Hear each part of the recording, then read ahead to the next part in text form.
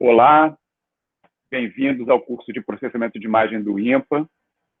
Hoje nós vamos continuar o curso nesse bloco que são os fundamentos de imagem. Na semana passada nós falamos de coleções de imagem e campos de iluminação e dispositivos para capturar esses campos de iluminação e criar coleções de imagens. Essa semana nós vamos falar, na realidade, da representação que é usada na prática para trabalhar com imagem, que é a representação de imagens digitais, e vamos falar de operações com essa representação.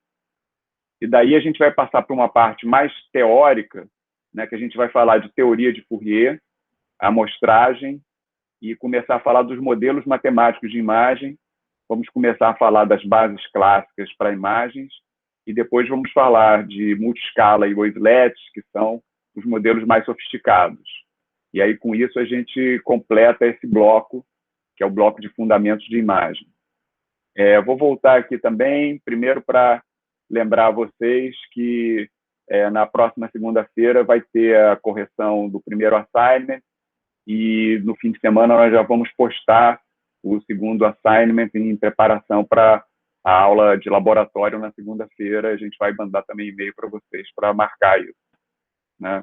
E, finalmente, eu queria entrar nesses links aqui de Other Software e mostrar aqui que aqui tem alguns softwares que são ligados com essa representação de imagem digital, em particular esse ImageLib aqui que eu vou mostrar na aula de hoje, né? Programas, aqui eu coloquei os programas que são open source, né, que funcionam em todas as plataformas, que é o ImageMagick e o GIMP.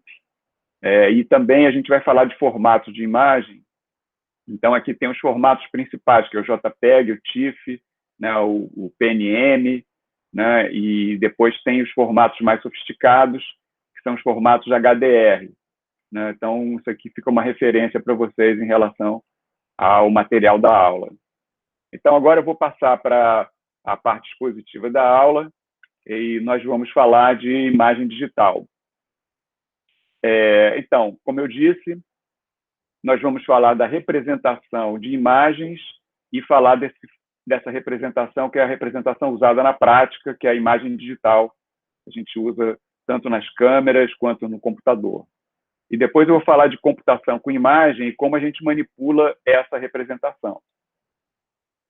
Então, começando com a representação de imagens, né, vamos estudar todos os aspectos de como representar na prática as imagens que são capturadas através de todo tipo de câmera, né, câmeras generalizadas, como a discutiu na semana passada, e as câmeras mais convencionais. As câmeras convencionais, elas produzem diretamente a imagem digital, e essas câmeras de fotografia computacional que capturam campos de iluminação, a gente converte sempre coleções de imagem e outros dados para imagens digitais para a gente poder trabalhar. Então, na prática, isso é o que a gente vai usar para manipular imagens no computador, trabalhar com imagens no computador. Então, eu queria, para começar, mostrar para vocês o contexto geral, e eu vou voltar a usar aquele arcabouço conceitual que foi desenvolvido aqui no Visgraph do INPA, que é o paradigma dos 4 universos. E eu queria aplicar agora o paradigma dos 4 universos para a questão de representar imagens, né? Então, aqui a gente vai pegar um caso específico, que é a imagem que vai levar a uma imagem digital, né, que é capturada por uma câmera comum. Então, a gente imagina, por exemplo, que no universo físico, nós temos informação visual de uma cena 3D, e essa informação visual é capturada por algum tipo de sensor, né, que é uma imagem física, né? E aí a gente vai interpretar essa imagem como uma imagem de dimensão 2, e, para simplificar, uma imagem plana, né? A gente viu o modelo da câmera de furo, né? Então, você tem uma região do sensor, que é um retângulo, né, plano, né? E aí a gente tem informação visual ali, que é a nossa imagem plana, né? E essa imagem física, ela, em princípio, ela é contínua, né? A imagem física mesmo ela é contínua, embora o sensor pode causar alguma discretização, né? Você tem, dependendo do tipo de sensor, se é um sensor digital, ele já está discretizando a sua imagem. A gente vai ver aqui na parte da representação discreta, ele já produz essa representação discreta, né? Uma câmera fotográfica analógica, né, ela vai produzir uma imagem contínua, né? Ela vai capturar a imagem contínua física e vai ter uma imagem contínua que a gente quer modelar matematicamente. Então, a gente quer modelar essa informação que está chegando no sensor, né? E, para isso, a gente vai usar um modelo matemático contínuo, e a gente vai ver aqui que é muito poderoso usar uma abordagem de matemática determinística, né, clássica em matemática. A gente vai usar um modelo funcional, né? A gente vai usar todos os conceitos matemáticos que a gente pode explorar aí de análise funcional para poder representar esse modelo contínuo, e daí a gente vai ter toda a parte teórica que a gente vai estudar, como eu falei, mais para frente, né? Só que para discretizar esse modelo contínuo e criar uma representação que pode ser usada no computador, nós vamos precisar fazer a amostragem, e aí para isso a gente vai estudar a teoria de Fourier e estudar a teoria de amostragem, que é uma coisa fundamental, né, tanto para a imagem quanto para a computação gráfica. E com isso nós vamos chegar numa representação discreta da imagem que pode ser colocada no computador. Essa representação, ela vai ser, na verdade, a representação matricial, a gente vai ver aqui, que ela é muito fácil de trabalhar e, além disso, permite que a gente use todas as ferramentas de álgebra linear para trabalhar com imagem. Então, plataformas como MATLAB, matemática, né, são muito adequadas para você trabalhar com operações de álgebra linear, e fica fácil de usar a representação matricial nesse contexto, né? E, finalmente, nós vamos chegar na codificação da imagem. E aí você tem dois lados. Você tem um lado que é, na verdade, a estrutura de dados que vai ser usada internamente no computador, e uma representação externa que é usada para você poder trocar informações, né, entre sistemas de imagem digital, né? Por exemplo, você tirou uma foto com a sua câmera, você quer passar essa foto para o computador, então vai ser um arquivo que está codificado de uma certa forma, né? E esse arquivo, quando for ser trabalhado no computador, vai ser lido, decodificado e transformado numa estrutura de dados interna. E aqui, para exemplificar, eu vou usar um formato bem simples, que é o formato raster file. É uma coisa histórica, porque no INPA, quando a gente começou o grupo, a gente usava as workstations da Sun Microsystem, e o formato que era usado nessas workstations era o chamado raster file, né? Esse nome raster, ele vem da varredura, que é usado nos displays, né? Então, esse nome é uma coisa histórica, mas ele é muito simples e fácil de entender, por isso eu vou usar ele aqui na aula como exemplo, e, ao mesmo tempo, vocês ficam com a referência de que você tem todos esses padrões, né? Alguns tão simples quanto o raster file, como, por exemplo, o PGM, né? E outros formatos assim, bem simples, né? E você tem formatos mais sofisticados, como formato JPEG e outros, né? Então, isso é uma visão geral do que a gente precisa para trabalhar com imagem, no caso, as imagens concretas que a gente usa, né? E, no fundo, o que a gente vai usar mesmo é a imagem digital, né? Mas você tem que entender esse conceito todo, porque é isso que vai ligar o concreto com o modelo matemático e com as aplicações, né? Eu escolhi, inclusive, fazer essa apresentação do concreto, né, para o abstrato, porque fica mais claro como tem as relações das coisas, né? Então, assim, a gente meio que está contando a história de trás para frente, né? Então, vocês fiquem atentos para isso nas próximas aulas. Inclusive, essa parte de modelagem matemática de imagem tem muitas nuances, né, e você entender a beleza de todas essas coisas, como é que elas refletem no que a gente trabalha na prática. Então, eu queria colocar um segundo conceito matemático aqui, que também nós desenvolvemos lá no Laboratório Visgraph, que é o conceito de objeto gráfico ou objeto de mídia, né?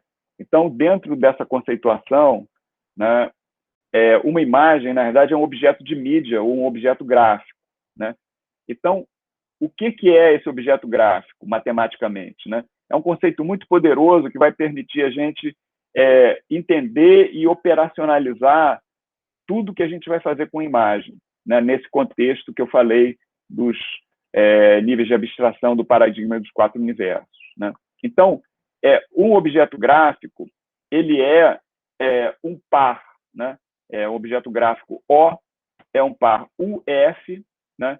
Onde U é o suporte geométrico da imagem, ou seja, é uma região do plano, né, do R2, né, do plano euclidiano. Né? Então, a gente pode imaginar, por simplicidade, um retângulo, né, ABCD, né, e a imagem ela vai estar contida, né, nesse suporte geométrico. Né? Só que a imagem, na verdade, ela tem atributos visuais, né? Ela tem informações visuais. Então, o que a gente vai definir é uma função de atributos que vai colocar informações visuais nesse suporte. Né? Então, essencialmente, para cada ponto do suporte, a gente vai ter uma informação visual. E, normalmente, o que a gente vai usar como atributo é um espaço de cor, né, ou um espaço de distribuições espectrais, porque é a informação visual que vem do mundo físico. Mas a gente pode ter outros atributos definidos nesse suporte. A gente vai ver isso mais para frente.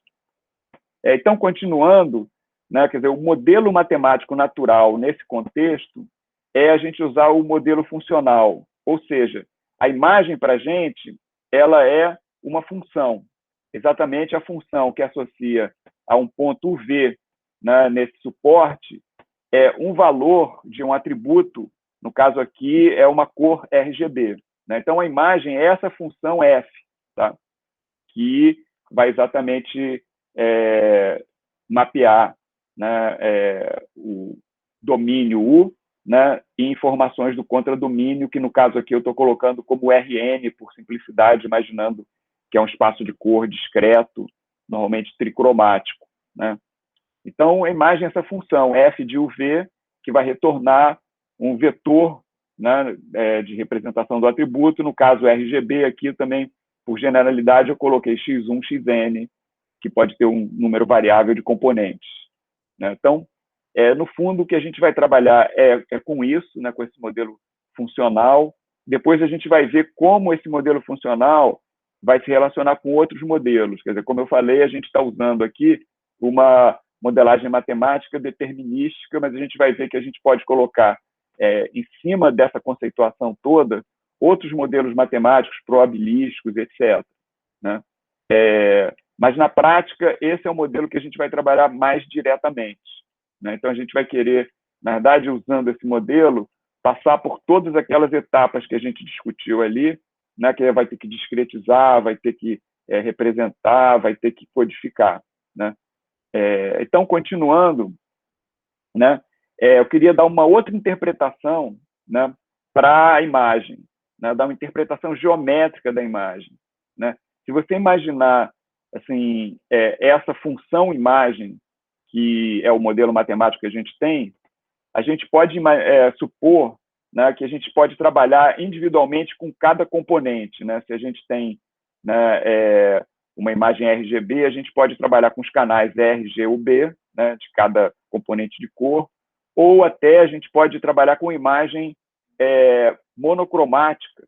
Né? Nesse curso eu não vou falar muito sobre cor, mas se você pega toda a teoria de cor, assim, o que é importante para a gente visualmente é a chamada função de eficiência luminosa, ou seja, a luminância da imagem, quer dizer, o brilho da imagem, a quantidade de energia radiante que tem numa cor. Né? Então, a gente pode, na verdade, trabalhar com uma imagem colorida ou com uma imagem preto e branco, no sentido que a gente está pegando só a energia radiante, que seria uma média, né, dos componentes de corpo. E, para isso, é interessante a gente ter essa interpretação geométrica, porque aí a gente pode usar uma série de recursos, né, de geometria e topologia para trabalhar com imagens, né? E, além disso, né, no caso de imagens de câmeras computacionais, né, a gente viu na semana passada, né, que você pode ter uma imagem que ela é RGBD, né? Então, esse D já é uma informação geométrica mesmo, que é a profundidade da cena. E aí fica muito interessante usar essa interpretação geométrica. Então, por essa interpretação geométrica, a imagem, na verdade, ela é o gráfico de uma função, né? Então, o que significa isso? Significa que você vai ter uma chamada superfície de Monge, né? A superfície de Monge é uma função de altura, né? Então, para cada ponto que você tem, né, nesse suporte geométrico, que estaria aqui no plano XY, né? Eu estou botando isso aqui no R3, né? Essa função vai dar a altura de uma superfície, né? O ponto XYZ, onde o Z é a altura, né, dessa superfície, que é o gráfico de uma função, né? E nota que isso é o que uma câmera consegue capturar, porque na câmera você só consegue capturar pontos, né, que são 3D, mas na linha divisada da câmera, ao longo de raios, né? Então, é exatamente a interpretação do gráfico de uma função, porque para cada ponto aqui no plano, você tem só um ponto aqui em 3D que corresponde à superfície, né? Então, isso é muito poderoso, né, porque a gente consegue usar geometria diferencial, topologia, uma série de questões para estudar, né, propriedades da imagem, né? Isso foi muito usado tanto em visão computacional quanto em processamento de imagens, né? Então, é bom sempre ficar em mente, né, com essa interpretação, porque a gente vai poder usar em vários contextos, né? Bom, continuando, a gente quer, na verdade, pegar aquela função imagem, né, e discretizar ela, né? Então, discretizar tem que criar uma representação, né, que, no caso aí, é finita e discreta, né? E o que a gente vai fazer? Na verdade, a primeira coisa para fazer, a gente vai discretizar o suporte geométrico, né? Então, para discretizar o suporte geométrico, o que a gente vai fazer? A gente vai pegar o nosso retângulo, né, ABCD, né, esse retângulo aqui, né, e aí a gente vai criar um reticulado, né? Então, para criar esse reticulado, a gente vai criar um padrão de amostragens, né? Então, esse padrão de amostragem, ele é esse delta, né? Então, a gente tem componentes delta U e delta V, que seria, na verdade, o passo de amostragem, né, o passo de discretização nas direções horizontal e vertical, né?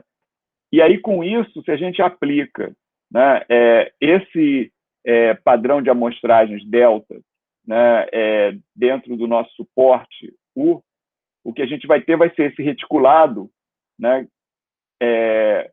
dos pontos de amostrais UI VJ, né, onde o I é um valor inteiro, né, multiplicado pelo padrão de amostragem, e o VJ é o outro valor inteiro multiplicado pelo padrão de amostragem, respectivamente nas direções horizontal e vertical, né?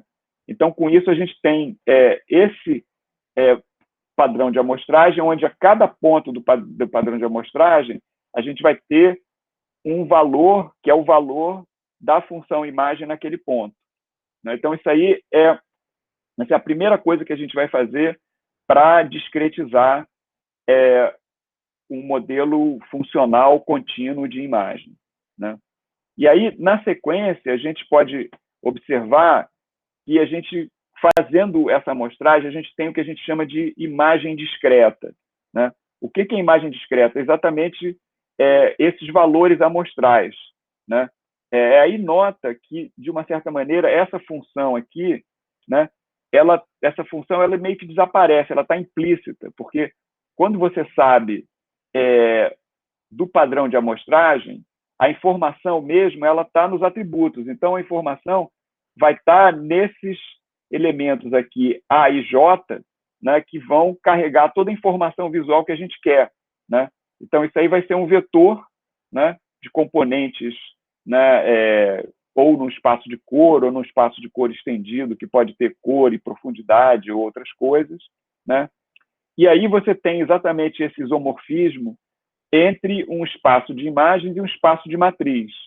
Ou seja, a nossa imagem ela é uma matriz, e a matriz é a representação dessa imagem discreta, né? Então, nesse caso que eu estou falando é que, assim, concretamente, o modelo que a gente vai ter de uma imagem discreta é uma matriz A de tamanho M por N, né, onde M por N, na verdade, é o número de amostras na direção horizontal e vertical, né? Então, isso é a base da discretização, né? Só que, na realidade, aqui, até agora, a gente discretizou só o domínio, né, do nosso modelo, da nossa função imagem, né? Então, para ter realmente uma imagem completamente discreta, né, a gente vai precisar, na verdade, discretizar também o contradomínio, né? Então, como eu falei, a discretização do domínio é chamada de amostragem, né? E aí a gente vai ver mais para frente tudo relacionado com teoria de amostragem, etc., né? Por outro lado, no computador, a gente pode até imaginar que você tem um valor real, né? Eu até simplifiquei dizendo que esse espaço, né, de distribuições espectrais poderia ser representado como um espaço de cor, né, que seria tricromático, por exemplo, RGB, porque isso na verdade, é compatível com como o ser humano percebe a cor, né? O ser humano, o olho humano, ele tem cones e bastonetes que são sensíveis nas faixas azul, verde e vermelho do espectro visível. Então, isso aí já é uma primeira discretização do espaço de cor, que na verdade é de dimensão infinita, para um espaço de dimensão finita mais contínuo, né? Então, uma imagem, né, nesse contexto, né, ela está num espaço de cor, na verdade, num sólido de cor, porque o sensor ele tem uma faixa de operação, né?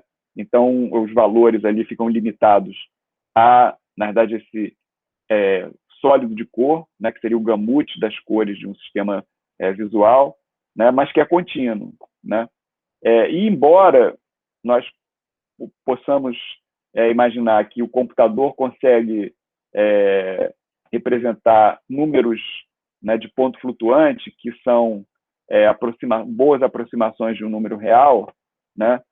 Normalmente a gente vai trabalhar com valores discretizados mesmo, né? Não com valores de ponto flutuante. Então, a gente tem esse processo, que é o processo de quantização, né, que ele vai pegar um número de ponto flutuante que está representando um número real que varia continuamente aqui, né, dentro desse espaço de cor, né, e vai transformar esse número real num número inteiro, né, dentro de uma discretização que vai alocar um certo número de bits, né, para cada valor, né, de atributo, né? Então, essencialmente, nós temos essas duas operações, que é a amostragem e a quantização. E quando a gente pega a nossa função contínua, né, f, e aplica, né, essa amostragem e essa quantização, a gente vai ter uma outra função aqui, que é um f chapéu, né, que seria a representação discreta, né, dessa imagem. E essa F-chapéu, na verdade, é a própria imagem digital que a gente vai definir um pouco mais para frente, né? Então, assim, se a gente for pensar dentro desse contexto de discretização, a gente tem vários tipos de imagem, né? A gente tem um tipo de imagem onde tanto o domínio quanto o contradomínio são contínuos, né? E isso, na verdade, é o nosso modelo contínuo de imagem, que é uma função, né? A gente tem uma segunda opção que a gente pode não discretizar o domínio, né, e simplesmente quantizar os valores de atributo. Aqui eu marquei esse tracinho aqui porque essa opção ela não é útil. Então, ela praticamente não é usada. Então, a gente não vai nem considerar ela aqui na nossa discussão, né? As outras duas opções, né, na verdade, são, né, uma imagem que o domínio foi discretizado, né, mas o contradomínio ele é contínuo. Isso é muito útil para uma série de coisas que a gente vai querer fazer, porque na hora que você tem os valores realmente dos atributos, né, sem nenhuma quantização, você consegue fazer uma série de operações matemáticas interessantes, né? Há um tempo atrás eu organizei aqui no Brasil uma conferência que é a conferência mais importante dessa área de visão computacional e a pessoa que era o presidente da comissão de programa, né, dessa conferência, que é um dos pesquisadores mais importantes na área de visão computacional, ele veio aqui ao Brasil antes, para a gente preparar a conferência, ele deu uma palestra no INPA, e nessa palestra eu perguntei para ele, assim, na sua opinião, o que é mais importante, né? Você ter melhor resolução espacial ou melhor resolução de atributos, né? E ele falou assim, sem menor dúvida, você ter uma boa resolução de atributos ou poder trabalhar com atributos contínuos é muito mais importante do que você ter uma resolução muito alta espacial ou até imaginar o modelo contínuo. A gente vai ver, dentro da teoria de amostragem, e essa questão entre o contínuo e o amostrado em termos do domínio, né, ela é muito bem entendida e a gente tem modelos matemáticos onde você permite reconstruir isso de uma maneira efetiva, né? No caso da quantização, tem outras questões que eu também não vou entrar em detalhes aqui no curso, que é um contexto diferente. Então, é muito conveniente você trabalhar com essa versão que o domínio ele está amostrado, mas os atributos a gente considera que são números reais, contínuos, né? De fato, um número de pontos flutuantes. Isso, inclusive, vai levar a gente falar de HDR, que exatamente isso aí seria uma imagem HDR, né? E a gente vai chamar aqui essa imagem, né, de imagem discreta, né? Então, essencialmente, uma imagem discreta é uma imagem digital HDR.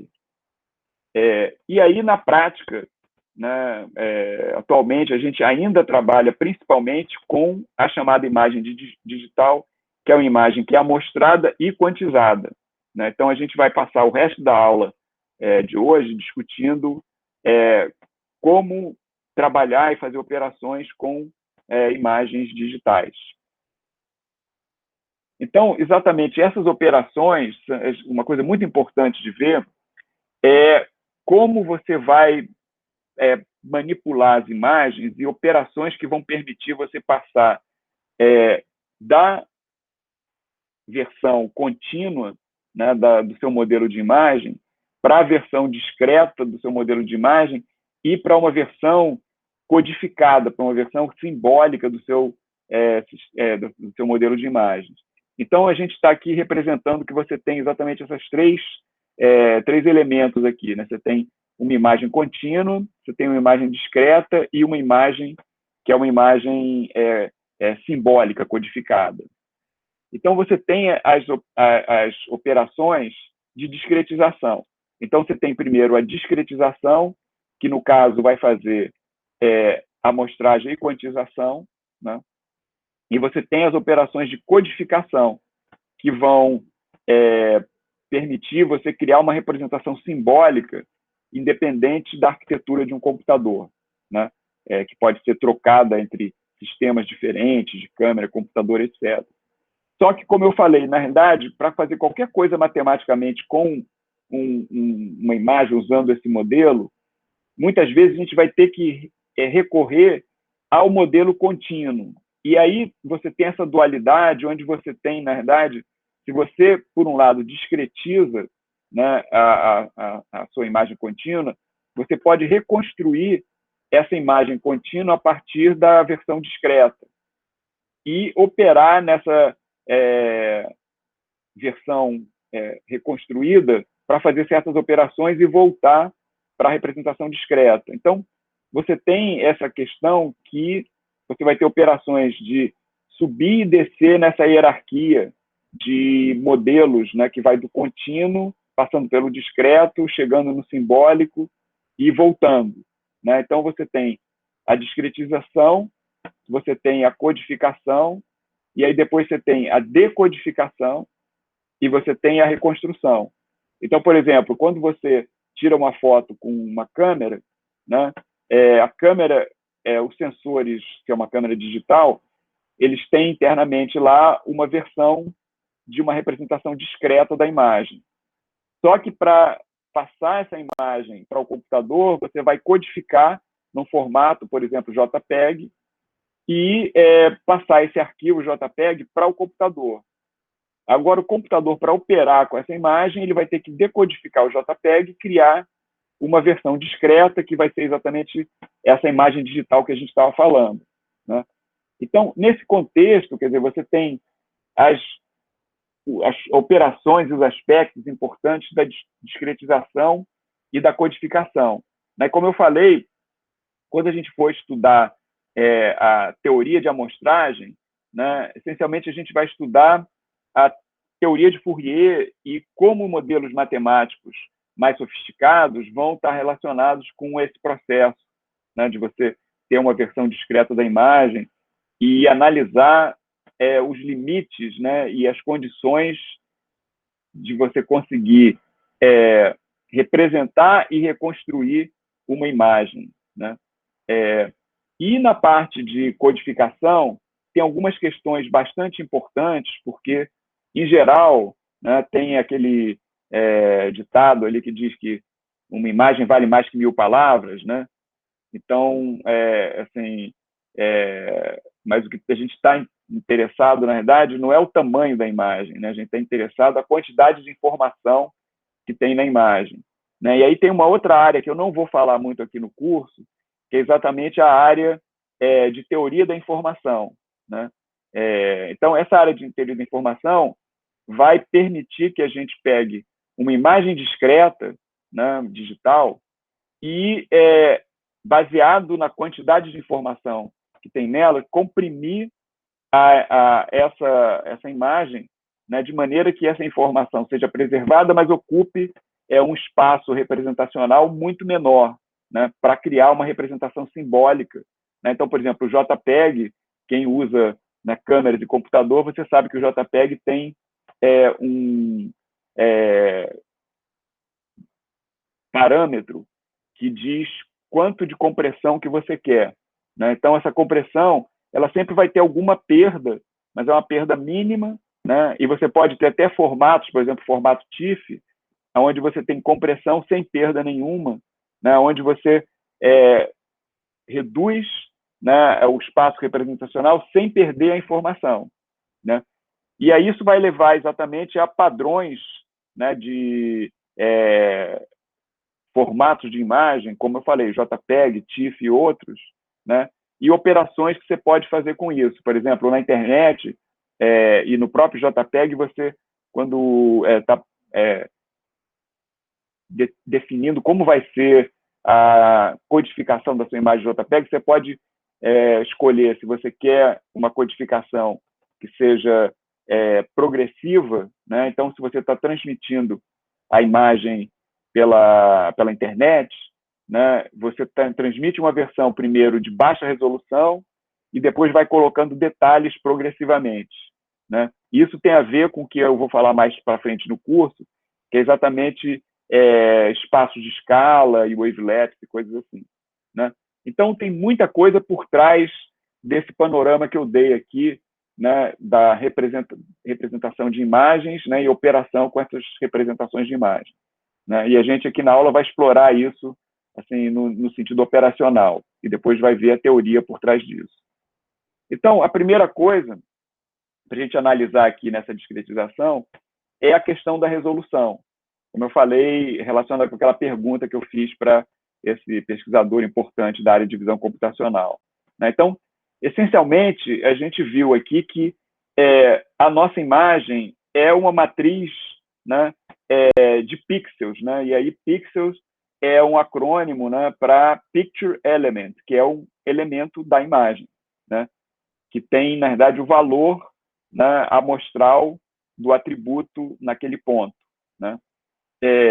Então, essencialmente, a gente vai trabalhar com essa matriz de pixels, e aí a gente tem a resolução espacial, que está ligado com a discretização do domínio e aquele padrão de amostragem, né, que a gente viu que vai definir o espaçamento entre as amostras, né, e a resolução de cor, que vai estar relacionado com o número de bits que vai ser usado para representar uma imagem, né, com componentes inteiros, né?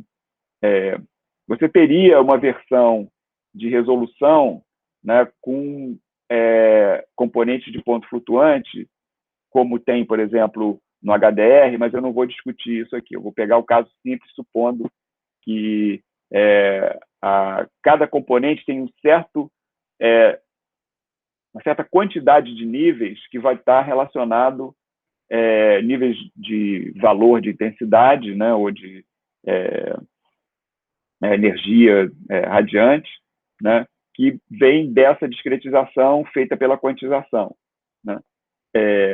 Então, no caso da resolução espacial, a gente está discretizando o suporte geométrico, né? Então, a gente tem uma coisa geométrica muito bem definida aí, né?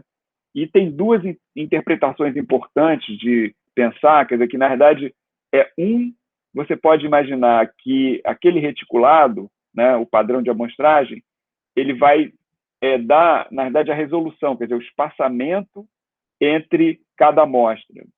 Mas, por outro lado, você pode imaginar que se você pega aquele retângulo e o número de amostras que tem, né, você pode pensar na densidade de amostragem. Isso é um negócio importante, porque se relaciona diretamente com a definição do suporte geométrico, a definição espacial do suporte geométrico. Por exemplo, o monitor, né, ele tem, né, uma resolução que está associado com um número de pontinhos ali, por exemplo, o monitor de LED, né, o número de pontinhos que tem ali. Então, um monitor maior vai precisar de mais pontinhos, um monitor menor vai precisar de menos pontinhos. Então, isso é uma coisa que, se você pega a densidade, ela fatora, né, esse componente que depende do tamanho das coisas. Ela vai dar uma densidade, uma coisa relativa. Então, isso é muito comum, né, em monitores e em outros sistemas de imagem, você falar de pixels por polegada, né? Então, essencialmente, você está dizendo que o número de pixels por polegada é tanto. E isso independe do tamanho do seu monitor. Se você tem um monitor de 10 polegadas, você vai ter 10 vezes aquele número de pixels por polegada. Se tem de 100 polegadas, vai ter 100 vezes. Então, a resolução, a densidade de resolução é a mesma, né? Se bem que essa questão é um pouco mais complicada, porque quando a gente está olhando uma imagem, depende, assim, a percepção que a gente tem depende da distância que a gente está olhando, né?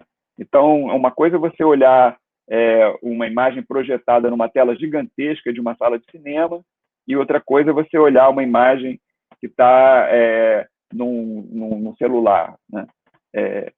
Porque o olho humano ele tem uma acuidade visual que, na verdade, é ligada com o campo de visão, né? Então, por exemplo, talvez alguns de vocês se lembrem, a Apple, né, quando ela lançou uma geração de iPhones, né, e atualmente ela usa isso para outros dispositivos de exibição, né, que eles dizem que eles usam na verdade, o Retina Display, né? Então, o Retina Display é uma resolução em termos de pontos por polegada que tem a ver com a capacidade do ser humano de discriminar, né, pontinhos a uma certa distância. E, obviamente, isso vai depender da distância, né? Então, um celular que para ser usado, né, perto do olho, né, ele tem que ter uma resolução muito alta porque você está olhando de perto, né?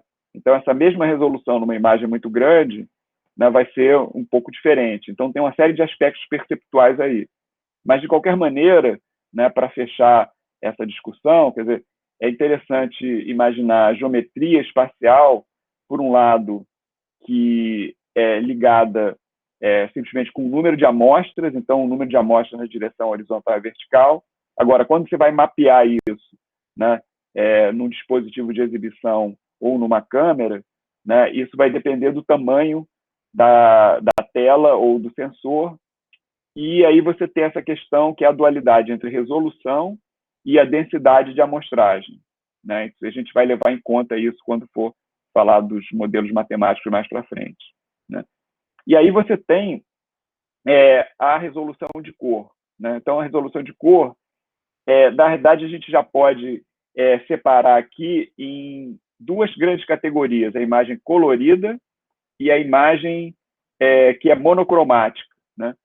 Então, a imagem que é monocromática, normalmente o que ela vai ter é o que a gente chama de a luminância da imagem, né? Que é uma coisa importante, porque essencialmente a quantidade de energia radiante que tem na imagem. Então, você pode ter sensores que já capturam só a luminância, ou você pode ter uma câmera que tem sensores coloridos que você transforma aquilo numa imagem que é de um canal só, né? Que só tem um componente que dá a luminância. E aí você tem dois casos importantes para a imagem monocromática. O caso de imagens de dois níveis, onde essencialmente você vai usar um bit para representar a informação de atributo visual, né? Então, assim, essencialmente é 0 ou 1. Então, 0 você pode imaginar que é branco, né? E 1 que é preto. Então, por exemplo, uma imagem que é impressa numa impressora, né, laser, né? O toner, né, de uma impressora laser é preto, ou uma imagem que é impressa num jornal, né, em preto e branco, você tem o papel que é branco e a tinta que é preta, né? E antigamente, atualmente não é isso muito comum, mas antigamente você tinha muitos monitores, né, displays que eram que a gente chama de bitmap, né, displays de 1 bit, né, naquela época quando a memória era cara, né? Normalmente, atualmente, se você trabalha com uma imagem monocromática, você vai ter alguns níveis de cinza, né? Então, você parte do branco até o preto, né? E aí você pode usar uma imagem monocromática, né, de 4 a 12 bits, é uma faixa considerável. As câmeras mais sofisticadas, cada canal, eles representam normalmente com 12 bits, né? Isso é um pouco perto da discriminação que o ser humano tem de valores contínuos variando, né, em termos visuais ali, né? E aí você tem o caso que eu falei da imagem colorida, que ela já é discretizada, né? E normalmente é discretizada em 3 componentes na faixa do azul, verde e vermelho, como se estivesse representado nessa base, né, tricromática de cores primárias, né?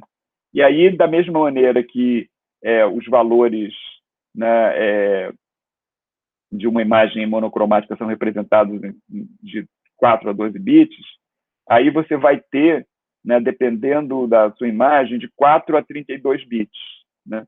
E aí esse caso de 32 bits já seria uma imagem que é uma imagem HDR, onde você está usando uma imagem supondo que não tem quantização, né?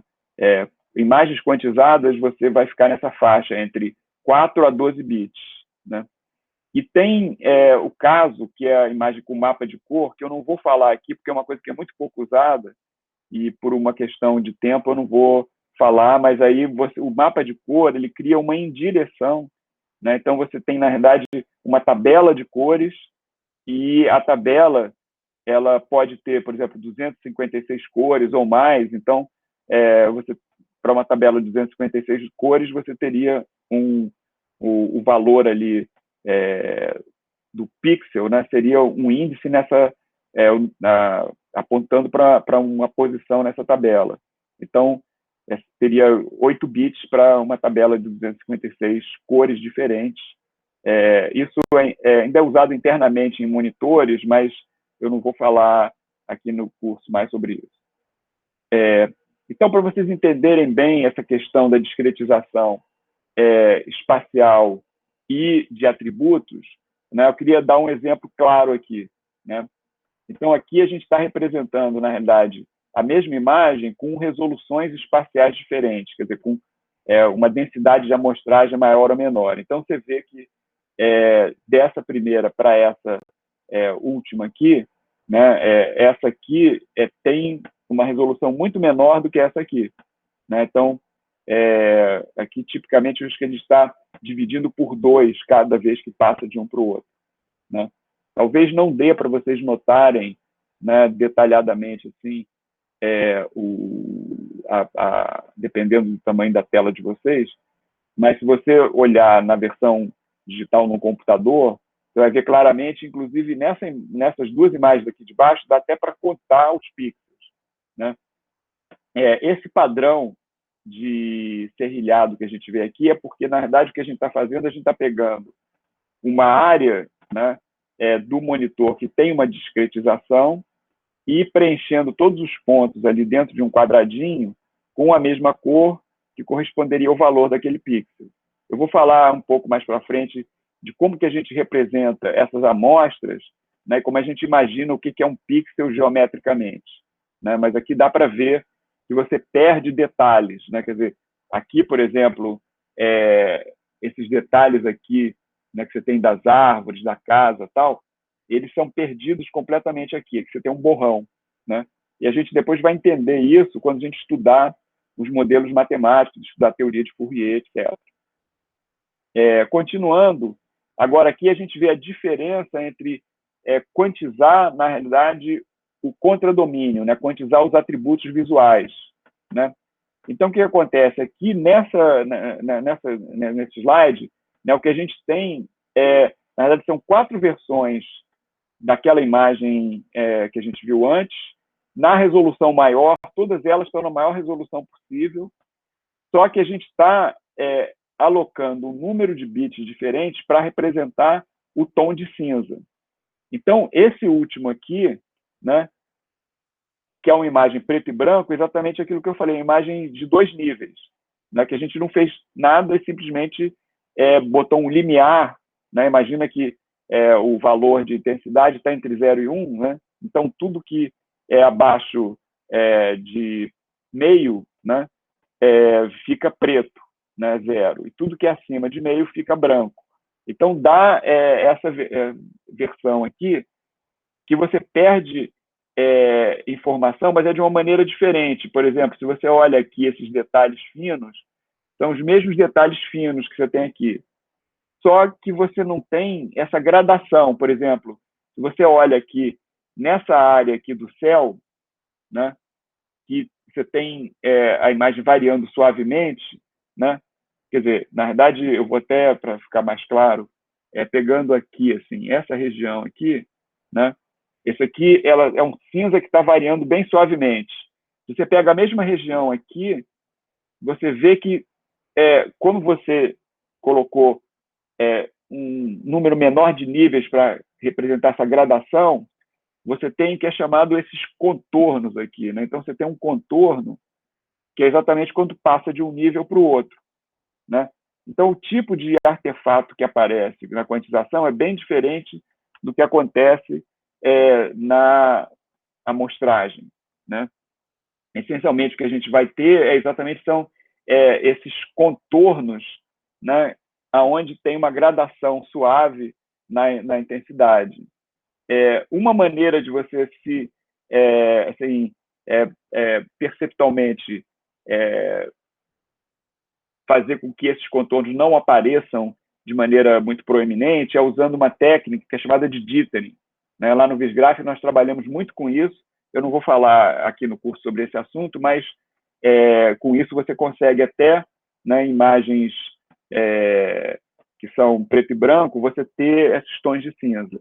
Né? Porque se vocês pararem para pensar, quando você vê um jornal mesmo em preto e branco, tem fotos, né, monocromáticas que você sente todos os níveis ali. Eu uso exatamente essas técnicas, né, que são as retículas, né, de dithering. Né? Então, agora eu queria assim, falar como a gente representa, né, uma imagem digital no computador para trabalhar com ela no computador. Então, eu vou falar da representação matricial de uma imagem digital. Né? Então, é uma estrutura de dados que é uma matriz. E aí, quais são os elementos que a gente tem? Né? Logicamente, a gente tem que pensar que a gente tem, né, um retângulo, aquele retângulo ABCD, né, no plano euclidiano, e esse retângulo ele tem uma origem, né? Porque eu posso ter, na verdade, várias imagens, né, uma do lado da outra, né, e aí eu posso querer posicionar elas, né, em relação ao sistema de coordenadas desse plano euclidiano. Né? E eu posso imaginar que eu tenho um monitor ou um projetor que é um pedaço desse plano euclidiano e eu tenho várias imagens separadas ali. Né? Então, a primeira coisa que eu vou querer representar é essa origem que, considerando esse retângulo ABCD, na verdade, tem coordenadas AC, né? Esse canto inferior esquerdo aqui. Né? Aí, como essa imagem ela é discreta, eu tenho que representar, né, o meu padrão de amostragem, essencialmente esse delta, que é a taxa de amostragem que eu vou usar, né, para essa imagem digital. Como consequência desse padrão de amostragem, dependendo do tamanho da imagem, eu vou ter uma resolução, que é o número de elementos amostrais que eu vou ter, né, na direção horizontal e vertical. Né? Supondo que essa imagem é uma imagem quantizada, né, então eu vou ter o tipo de pixel, que é exatamente qual é a informação de atributo que tem em cada pixel. Né? Se é uma imagem que é monocromática, se ela é colorida, né? E qual é a quantização que foi feita nela. Né? E isso aí é um código que vai permitir a gente interpretar a informação que está nessa imagem digital. Né? E aí depois eu tenho, né, os valores da imagem, quer dizer, essencialmente aquela função imagem, que é a matriz. Então, a matriz A, N por N, com os valores A e J de cada pixel. Né? Então, isso aí é a representação que a gente vai usar internamente no computador. Quer dizer, na verdade, internamente no computador, a gente vai trabalhar quase que exclusivamente com essa matriz A, mas sabendo essas informações que a gente tem de discretização, etc. Né? E quando a gente codifica essa imagem para ter uma representação externa, a gente precisa, na verdade, pegar todas essas informações e empacotar e transformar em símbolos. Né? Então, normalmente, uma imagem digital, a representação externa dela, ela vai ter um cabeçalho. Né? Então, esse cabeçalho vai ter exatamente as informações que a gente viu aqui. Né? A origem, né, o padrão de amostragem, a resolução. Né? Nota que aqui, na hora que eu tenho o padrão de amostragem e a resolução, eu sei o tamanho do retângulo simplesmente multiplicando, né, o ΔU por M e o ΔV por N. Né? E aí eu vou ter o B e o D, né, geometricamente. Né? E aí eu tenho o T, que é o tipo da imagem, né? E aí tem uma segunda parte, né, que é exatamente eu tenho que codificar essa matriz. Né? Quando você tem a matriz no computador, ela está representando uma matriz, você não precisa se preocupar, porque é uma matriz bidimensional, você não precisa se preocupar com isso. Mas quando você vai codificar isso, você vai codificar os elementos, né? A00, 01, etc. Né? E aí, o que você precisa? Você precisa, na verdade, além disso, ter uma convenção de como você vai enumerar esses elementos. Você nota que aqui eu estou usando uma ordem lexicográfica, quer dizer, eu estou variando primeiro, né, o segundo componente e depois o primeiro componente.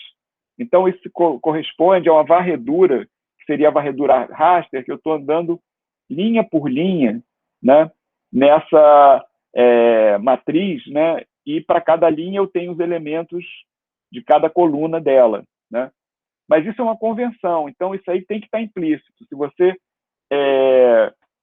não não adota essa convenção universal, né, você pode ter imagens que elas são enumeradas por coluna ou com qualquer padrão de enumeração. Então, todos são esses elementos que a gente precisa para poder trabalhar no computador, né, e fazer operações com imagem digital. Aí entra nessa questão que é a questão da geometria do pixel, né?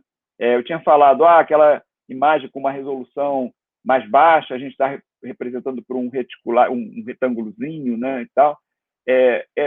Essa questão da geometria do pixel é muito importante de entender, porque quando você está relacionando esse modelo discreto com algum dispositivo concreto, físico, né, isso aí vai ter uma série de implicações, né?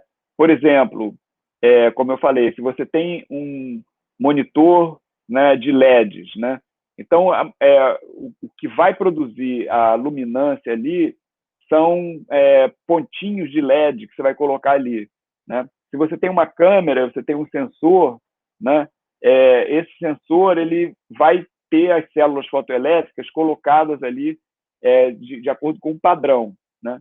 E matematicamente você pode imaginar essa representação, né, pensando que a gente tem o nosso reticulado, que foi o que a gente estava discutindo antes, mas se você for olhar, quer dizer, esse reticulado ele está criando uma decomposição do plano, né, em células, né, retangulares, no caso aqui, quadradas, né?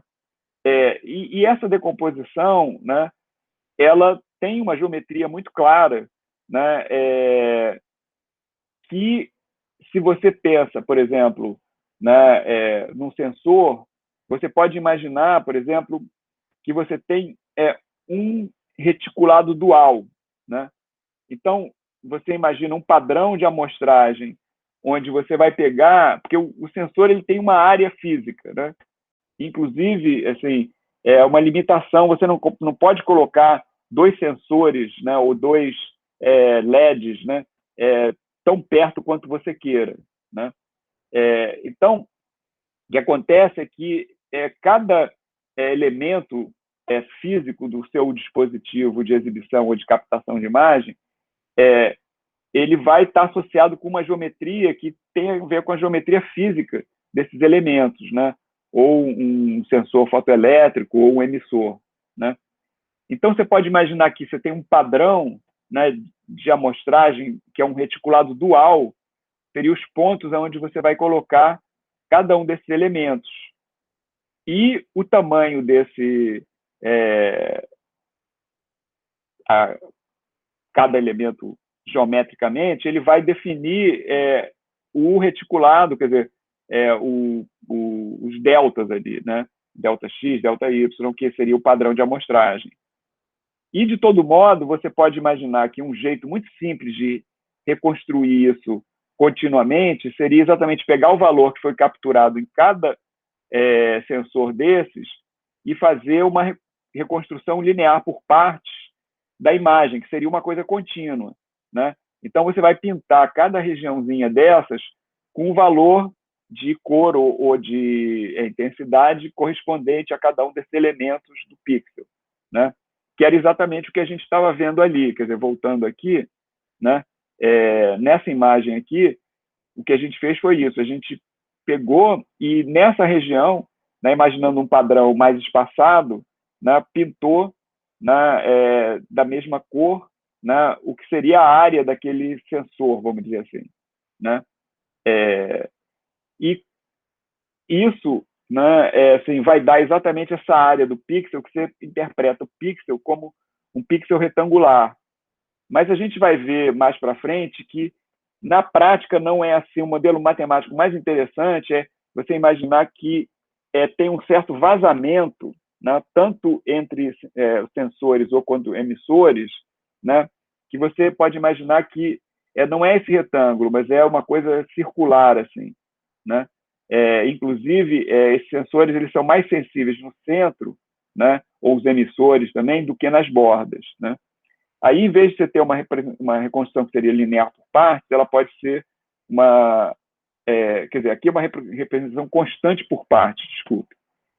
Aí você pode ter uma representação que é linear por partes, ou quadrática por partes, coisa assim, né? E a outra questão é, dependendo de como você dispõe esses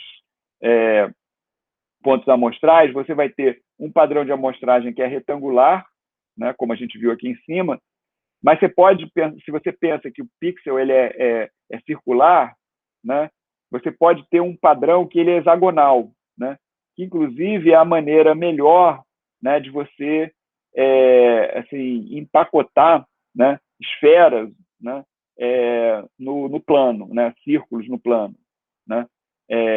Só que aí você vai ter um padrão que cada linha, né, dessa matriz, né, assim, ela vai estar fazendo um padrão hexagonal onde você tem um shift, né, entre uma linha e a outra, né, mas aí você consegue empacotar as coisas de uma maneira melhor. Inclusive, tem alguns monitores que usam esse padrão hexagonal, né, para isso, né? Então, tem certas aplicações de imagem que você vai querer saber como é o seu sensor, como é o seu dispositivo de exibição, para inferir algumas questões geométricas ali. Em geral, a gente não vai se preocupar muito com isso aqui no curso, a gente vai imaginar essa situação simples de ter um reticulado ou um reticulado dual, tá ok? E aí tem a segunda questão que é muito importante, a gente falou da geometria, agora vamos falar da topologia, né? Porque aí a gente tem um espaço discreto, né? E você pode imaginar a imagem como um grafo, né? Porque, embora esses pontos estejam desconectados, vamos dizer assim, né? Você tem pontos amostrais e tem um padrão de amostral, eles estão dentro de uma região, né? E essa região você está vendo ela geometricamente. Então, você vai querer trabalhar com a topologia digital, né? Porque isso vai estar ligado exatamente como você vai manipular regiões dentro da imagem, né? E aí, para criar uma topologia, obviamente, você tem que ter o conceito de vizinhança, e aqui a gente vai usar o conceito de uma vizinhança discreta. Então, essencialmente, na prática, a gente trabalha com dois tipos de vizinhança. A vizinhança 4 conectada e a vizinhança 8 conectada. Então, na vizinhança 4 conectada, a gente imagina que a conectividade da minha imagem digital, eu estou ligando o pixel, por exemplo, esse pixel aqui do centro, com os vizinhos de cima e de baixo e do lado direito e do lado esquerdo. Então, seria exatamente esses ensinos aqui, né? Quer dizer, então, esse pixel preto, ele está ligado só com esses pixels cinza. Ele não está ligado com os brancos, tá? Por outro lado, você pode imaginar uma vizinhança mais completa que tem as direções diagonais, não só as horizontais e verticais. Então, assim, no caso, né, você tem esse ponto aqui central, ele está ligado com os vizinhos de cima e de baixo, como na 4 conectada, mas na diagonal numa direção e na diagonal na outra, né? E aí, se você pega esse ponto aqui preto, né, esse pixel preto, ele está ligado com todos esses pontos aqui dentro dessa vizinhança retangular que tem aqui, né? Isso aí tem muitas implicações, né? E a topologia digital, ela tem as coisas não intuitivas que eu vou falar um pouco para vocês um pouquinho mais para frente aqui, né? Mas tem muita aplicação porque, por exemplo, uma das aplicações importantes em computação gráfica é você fazer rasterização, né? Imagina que você tem uma letra, né? Deixa eu botar aqui melhor. Imagina que eu tenho uma letra I, né? Então, eu tenho que preencher essa letra com uma cor, né, para ela virar um I sólido, né? Isso significa que eu vou ter que pintar os pixels todos da mesma cor, né, e pegar os vizinhos, né? Significa também, quer dizer, que eu tenho regiões, né? Eu tenho uma região que eu vou ter o conceito do interior da região, que eu estou desenhando aqui em azul, e o conceito do bordo da região, né, que eu estou desenhando aqui nessa outra cor, né? E exatamente o que é dentro, o que é fora, o que está no bordo, vai depender dessa escolha que a gente faz de vizinhança para a topologia digital, né? Por outro lado, também, essa escolha de vizinhança vai estar ligada com uma questão de distância discreta, né? Então, no espaço Rn, né, a gente tem a métrica euclidiana, né, que é chamada a norma L2, né? Mas, numa versão, né, que a gente está usando topologia discreta, né, você tem, por exemplo, para a vizinhança quatro conectada, a gente tem a norma da soma. Essencialmente, você vai pegar, você tem um ponto aqui e um ponto aqui, né? Você vai pegar a distância, né? Então, você vai ver quantos pixels tem daqui para cá, quantos pixels tem daqui para cá, e aí você pega o módulo, né, desse vetor, né, o módulo de cada componente soma, né? Então, isso significa que quantos quadradinhos você teria que andar para sair daqui e chegar ali, né? E no caso da vizinhança 8 conectada, você vai usar a norma do máximo, quer dizer, o máximo entre um e outro, porque são caminhos diferentes para você sair de um lugar e chegar para outro. Então, essa escolha, né, da vizinhança para você usar na sua topologia digital, ela vai implicar em como você faz essas operações, por exemplo, de rasterização, de preenchimento de uma região, de andar por um caminho ou definir o que é um caminho, que é o bordo de uma região, né? Então, para vocês entenderem bem isso, eu vou mostrar aqui, quer dizer, nesse exemplo, né, aqui você tem uma vizinhança que ela é 4 conectada, né? E aqui você tem uma vizinhança que é 8 conectada. Aí o que é interessante é o seguinte, essa curva aqui, ela é uma curva que é 8 conectada, mas ela não é 4 conectada, porque esses pontos aqui estão desconectados, né?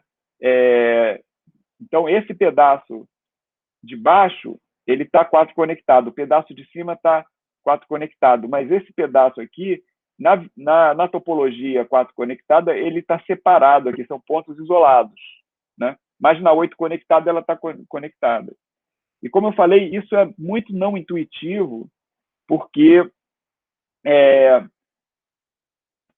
se você tem uma região, né, e imagina que o bordo dessa região é uma curva, né, você quer preencher o interior dessa região e não quer sair da região.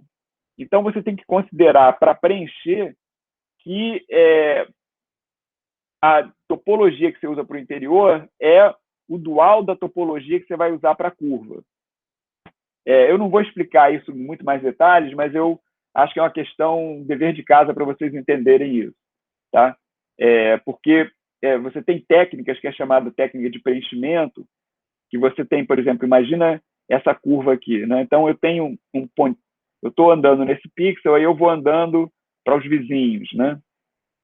Aí, se eu estou na vizinhança que é 4 conectada, eu só posso andar para cima e para baixo, para um lado e para o outro, né? E aí, aqui eu posso considerar essa vizinhança que é 8 conectada, que eu não vou poder sair daqui, porque eu não posso passar nessa direção. Mas se eu considero que aqui é 8 conectada e aqui é 8 conectada, eu posso passar por ali, porque eu posso andar pela diagonal. Assim, eu recomendo que vocês pensem mais sobre isso, para vocês entenderem bem essa questão de topologia digital, que é muito importante. Então, agora eu queria passar para a parte computacional, como a gente faz computação com imagem na prática. Quer dizer, não são aquelas operações de representação, são, assim, a gente tem a imagem digital no computador e quer fazer cálculos com ela, né? Então, a gente vai usar aquela representação, mas tem operações. Então, o que eu vou mostrar aqui para vocês são exatamente plataformas, né? Primeiro, uma bem simples, que é essa plataforma básica, que é a ImageLib, que foi uma biblioteca que eu escrevi para o curso de Sistemas Gráficos do INPA, no sentido didático, de pegar exatamente esse modelo mais simples de imagem e mostrar como se implementa isso em C, coisa mais simples possível. E depois eu vou mostrar o que vocês vão usar na prática, que são representações de plataformas mais avançadas, né? Por exemplo, a gente falou no começo do curso o OpenCV e o Python, né? Então, eu vou mostrar aqui, primeiro, né, essa biblioteca ImageLib, né? Essencialmente, se for olhar aqui, né, nós temos a imagem é uma estrutura de dados em C, né, que a gente tem um cabeçalho. Esse cabeçalho ele tem aquele tipo T, que vai dizer qual é o tipo de um pixel, e tem a resolução, né, que aqui eu botei W e H, mas seria aquele MN, né? E aí, dependendo do tipo, eu posso ter uma imagem que é monocromática ou uma imagem que é colorida. Então, se ela for monocromática, aqui vai ser um byte, que é um valor inteiro. Se ela for colorida, na verdade vai ser um número inteiro de 32 bits e cada componente ali vai ser 8 bits para a imagem, eventualmente mais um outro canal para a D ou para o alfa, etc. Né? E isso aqui é tudo que você precisa para representar a imagem. Quer dizer, obviamente, depois, isso aqui, quando eu estou falando aqui union e tal, esse bcolor, o byte, é um ponteiro para uma região de memória, né, que tem todos os seus pixels ali numerados, né? E como eu falei aqui, também está implícito, né, como essa enumeração, porque eu poderia, por exemplo, ter simplesmente uma área contígua de memória com todos os pixels, quer dizer, os valores ali, um atrás do outro. Ou posso ter uma estrutura de dados que é uma matriz, né, de inteiros, né, de tantos bits, né? Então, isso aqui seria a representação, né? E quando você coloca os valores aqui nesse cabeçalho e na matriz de imagem, você tem o seu objeto imagem, né? E aí você tem uma API para trabalhar com a imagem, que são as operações que você pode fazer aqui. Então, isso aqui seria uma API mínima para trabalhar tanto com imagem monocromática como imagem colorida. Se a gente fosse trabalhar com só um tipo, aqui são as operações de imagem monocromática, aqui são as operações de imagem colorida. Então, essencialmente, o que você precisa? Você vai ter um construtor, né, que ele vai criar essa coisa, né? Você vai ter operações para ler e escrever essa imagem, você vai ter um destrutor que vai desalocar a memória, e aí você tem operações para colocar um valor lá na matriz, né, que é o put, e um valor para ler um valor da matriz, que é o get, né? E nota que todas as operações, quer dizer, a gente está passando, né, esse ponteiro para uma imagem, porque eu estou operando nessa imagem aqui, né? Então, isso aí, né, é implementado, né? Quem tiver curiosidade, né, pode entrar, eu vou só mostrar aqui rapidamente, mas quem tiver curiosidade pode entrar aqui nessa página que está mostrada lá no curso, né, que aí tem exatamente a implementação em C de tudo, né? Como é a implementação, como é que você faz, eu não vou entrar em muitos detalhes aqui, por uma questão de falta de tempo, né? E, inclusive, aqui tem, na verdade, a implementação, né? Então, tem aqui tem um arquivo zip, né? Que tem o código, né, dessa biblioteca bem simples, que vocês podem fazer experimentos, né, em C, né? Mas, na prática, o que vocês vão usar é ou o OpenCV ou o Python num esquema, né, de machine learning, né? E o Daniel vai falar mais sobre isso, aula de laboratório da segunda-feira. Tá? Então, isso aqui já é uma introdução para o que o Daniel vai falar. Então, essencialmente, né, o Python, né, como eu falei, a imagem, né, ela é uma matriz. Né?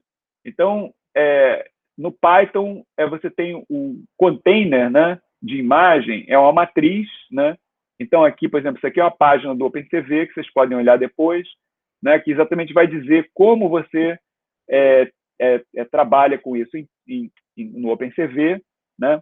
E aqui, inclusive, você tem, né, exemplos de tudo, né, de como você trabalha com isso.